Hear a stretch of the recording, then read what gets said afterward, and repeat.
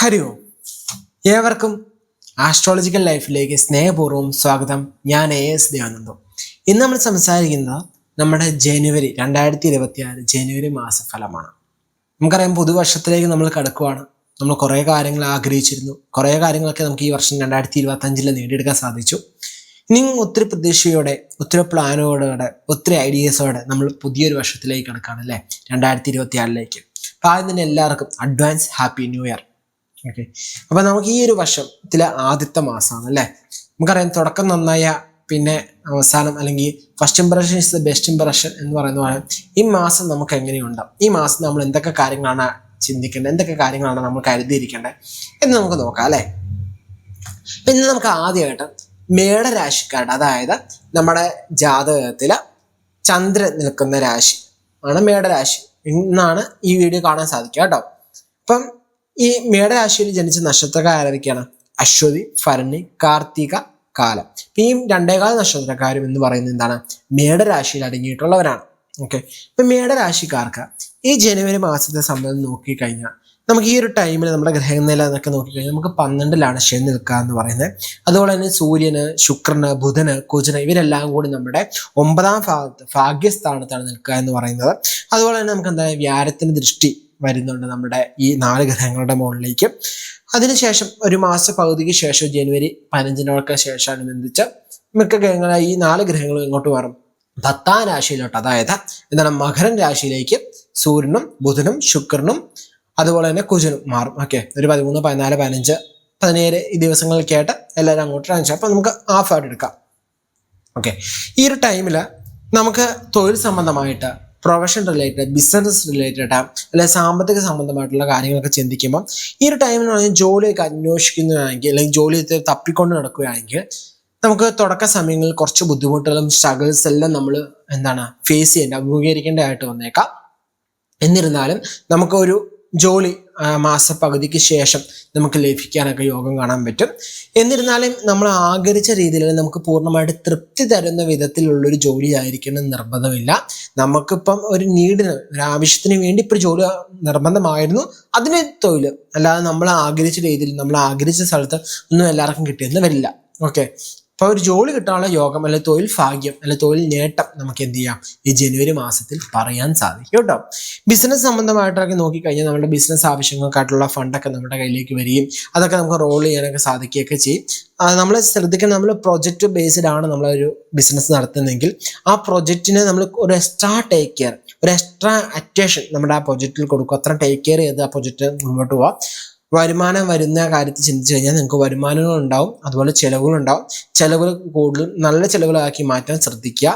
കുറച്ചൊക്കെ പൈസ നമ്മൾ എന്ത് ചെയ്യുക, സേവ് ചെയ്യാനൊക്കെ ശ്രദ്ധിക്കുന്നത് നല്ലതായിരിക്കും.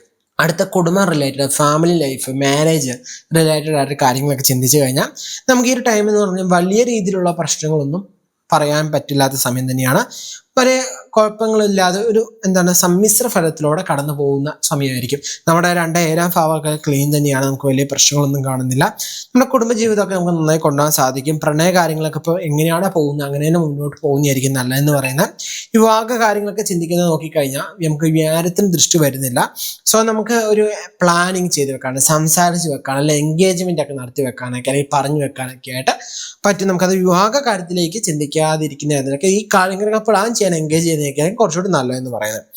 അതുപോലെ തന്നെ നമുക്ക് സ്ത്രീകളുടെ കാര്യം എടുത്ത് നമുക്ക് പറയുകയാണെങ്കിൽ ഈ ഒരു ടൈം എന്ന് പറയുന്നത് നമുക്ക് ശരിക്കും നല്ലൊരു ടൈമായിട്ട്, അല്ലെങ്കിൽ നല്ലൊരു മനസ്സിലുണ്ടായിരുന്ന ദുഃഖങ്ങളെ, വിഷമങ്ങളൊക്കെ നമുക്കൊന്ന് മറന്ന് നമുക്ക് നമ്മുടെ എന്തെങ്കിലും ഐഡിയാസ് ഉണ്ട്, നമുക്ക് എന്തെങ്കിലും പ്ലാനുകളൊക്കെ ഉണ്ടെങ്കിൽ അത് കൃത്യമായിട്ട് ഒന്നുകൂടി പ്ലാൻ ചെയ്തെടുക്കാനും അത് എക്സിക്യൂട്ട് ചെയ്യാൻ വേണ്ടിയൊക്കെ നമ്മുടെ ജീവിതത്തിൽ കുറച്ചുകൂടി നല്ല സമയം തന്നെയായിരിക്കും ഇതെന്ന് പറയുന്നത് കേട്ടോ. വിദ്യാർത്ഥികളെ സംബന്ധിച്ച് നോക്കുകയാണെങ്കിൽ ഈ ടൈം എന്ന് പറയുന്നത് ശരിക്കും നമ്മുടെ എഫർട്ട്, നമ്മളിടുന്ന അധ്വാനത്തിന് കൃത്യമായിട്ട് പ്രതിഫലം തരുന്ന ഒരു മാസമായിട്ട് നമുക്ക് പറയാൻ പറ്റും. നമ്മളോട് ശ്രദ്ധിക്കേണ്ടതെന്ന് വെച്ച് കഴിഞ്ഞാൽ നമ്മുടെ ആരോഗ്യ കാര്യം ഒന്ന് ശ്രദ്ധിക്കാൻ നല്ലതായിരിക്കും. 12ലാണ് ശനി എന്ന് പറയുന്നത്. സോ നമ്മൾ ഓവർ സ്ട്രെസ് ആവാതിരിക്കാൻ പ്രത്യേകം ശ്രദ്ധിക്കണം. അതുപോലെ തന്നെ നമ്മൾ മറ്റൊരാളുമായിട്ട് കമ്പയർ ചെയ്യണം. അല്ല അവന് ഇതുണ്ടല്ലോ, അവൾക്ക് ഇതുണ്ട്, അല്ല അവൻ ഇങ്ങനെയാണ് പഠിക്കുന്നത്, അല്ല അവൻ ഇങ്ങനെയാണ് പഠിക്കുന്നത്, അല്ല അവൻ ഇങ്ങോട്ടാണ് പോകുന്നത്, അവൻ അങ്ങോട്ടാണ് പോകുന്നത്, അങ്ങനൊന്നും ഒരു കമ്പാരിസൺ. നിങ്ങളായിട്ട് തന്നെ ഇരിക്കുക. നിങ്ങൾക്ക് എന്താണ് വേണ്ടത്, നിങ്ങൾ അതാണ് അക്യൂറേറ്റ് ശ്രമിക്കേണ്ടത്. സോ ആ കാര്യങ്ങളിലേക്കൊക്കെ കൂടുതൽ ശ്രദ്ധ കൊടുത്ത് പോകുന്നതായിരിക്കും ഉത്തമം എന്ന് പറയുന്നത്. നമുക്ക് നമ്മുടെ പ്രാക്ടീസൊക്കെ കൂടുതൽ എന്താണ് ബലപ്പെടുത്തുക. ഒന്ന് പ്രാക്ടീസ് ചെയ്യുന്ന സമയത്ത് ഒരു 2-3 തവണയൊക്കെ പ്രാക്ടീസ് റിപ്പീറ്റ് ചെയ്തുകൊണ്ടേ ഇരിക്കുക കേട്ടോ. അതുപോലെ തന്നെ ആരോഗ്യ സംബന്ധമായിട്ട് നോക്കാം, നമ്മുടെ ഹെൽത്ത് സെക്ടർ അല്ലെങ്കിൽ നമ്മുടെ ആരോഗ്യ സംബന്ധം നോക്കിയാൽ നമുക്കറിയാം ഏഴരശ്ശനിയുടെ സമയമാണ്. സോ ഈ സമയത്ത് നമ്മൾ എന്ത് ചെയ്യുക, യാത്ര കാര്യങ്ങളൊക്കെ ചെയ്യുമ്പോൾ ഒന്ന് ശ്രദ്ധിക്കുക. യാത്രകളൊക്കെ പോകുമ്പോൾ അത് ഞാൻ ടേക്ക് കെയർ ചെയ്യുന്നത് നല്ലതായിരിക്കും. എന്നിട്ട് ഇതൊരു ഭയപ്പെടുത്തി വെക്കാനോ ഭയങ്കര പേടിച്ച് പോകണം എന്നല്ല പറഞ്ഞത്, ശ്രദ്ധ. ഓക്കെ, ഞാൻ പറയാറുണ്ട് പെഡിഷൻസ് നമ്മൾ പറയുമ്പോൾ എപ്പോഴും എന്താണ്, ഒരു സിഗ്നൽ പോലെ അല്ലെങ്കിൽ ഒരു നമ്മൾ റോഡിൽ പോകുമ്പോൾ ഒരു സിഗ്നൽ സൈൻ ബോർഡ് പോലെയാണ്, എന്താണ് സൂചനയാണ്, ഇങ്ങനെയുണ്ട്. അപ്പൊ നമ്മൾ അതിനനുസരിച്ച് നടക്കുക. അപ്പൊ ശ്രദ്ധിക്കണം, ഒന്ന് ടേക്ക് കെയർ ചെയ്ത് പോവുക, അല്ലാതെ ഭയപ്പെട്ട് പേടിച്ച് പോകണം എന്നല്ല, നമ്മളൊന്ന് ടേക്ക് കെയർ ചെയ്ത് പോയാൽ മതി കേട്ടോ. അതുപോലെ തന്നെ ഒരു 55-60 വയസ്സിന് മുകളിലേക്കുള്ളവരെ ശ്രദ്ധിച്ചു കഴിഞ്ഞാൽ ഈ ടൈമിൽ നിന്ന് വലിയ കുഴപ്പങ്ങളൊന്നും പറയാൻ പറ്റില്ല സമയമാണ്. നമുക്ക് ക്ഷേത്ര ദർശനം നടത്താണ്, ആത്മീയമായ യാത്രകൾ നടത്താണ്, അതേപോലെ തന്നെ ആത്മീയമായ തുടക്കത്തിലേക്ക് കുറിക്കാണ്, അതുപോലെ തന്നെ പുതിയ ആളുകളെ കണ്ടുമുട്ടാണ്, അതേപോലെ നമുക്ക് പുതിയൊരു കാര്യങ്ങൾ തുടങ്ങാണ്, അല്ലെങ്കിൽ എന്താണ് പുതിയൊരു പ്ലാൻ ആലോചിച്ച് തുടങ്ങാണ്. വലിയ ഇൻവെസ്റ്റ്മെന്റ് ഇല്ലാത്ത പ്ലാനുകളൊക്കെ നമുക്ക് ആലോചിച്ച് തുടങ്ങാനൊക്കെ അനുകൂലമായ മാസം തന്നെയാണ് ഈ ജനുവരി മാസം എന്ന് പറയുന്ന മേടരാശിക്കാരെ സംബന്ധിച്ചോളൂ കേട്ടോ. അപ്പൊ ഇത്രയൊക്കെയാണ് പൊതുവായിട്ട് ഈ രാശിക്കാരുടെ ഫലം എന്ന് പറയുന്നത്.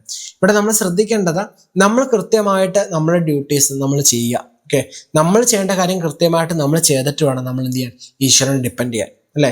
പൂർണ്ണമായിട്ട് ഈശ്വരൻ തന്നെ എല്ലാം ചെയ്യുന്നത്, താൻ പാതി ദൈവം പാതി. നമ്മൾ ചെയ്യാനുള്ളത് നമ്മൾ ചെയ്യുക, അതിന്റെ കൂടെ നമ്മൾ എന്ത് ചെയ്യുക, ഈശ്വര വിശ്വാസങ്ങളും ഈശ്വര പ്രാർത്ഥനകളൊക്കെ ചെയ്യുക കൃത്യമായിട്ട്. അതുപോലെ തന്നെ ഒരു പരിധി വരെ എല്ലാ ദോഷങ്ങളും മാറും. അപ്പം കൂടുതലുമായിട്ട് ഇപ്പോഴത്തെ രീതിയിൽ പല വീടുകളിലും കാണാതെ വരുന്നതാണ് ഒന്നിച്ച് ഇരുന്നുള്ള പ്രാർത്ഥന എന്ന് പറയുന്നത്. ഓക്കെ, നമുക്കത് കലിയുഗമാണ്. കലിയുഗത്തിലെ ഏറ്റവും എല്ലാ പ്രശ്നങ്ങളെയും മാറ്റാൻ ഏറ്റവും നല്ലത് നാമസങ്കീർത്തനമാണ്.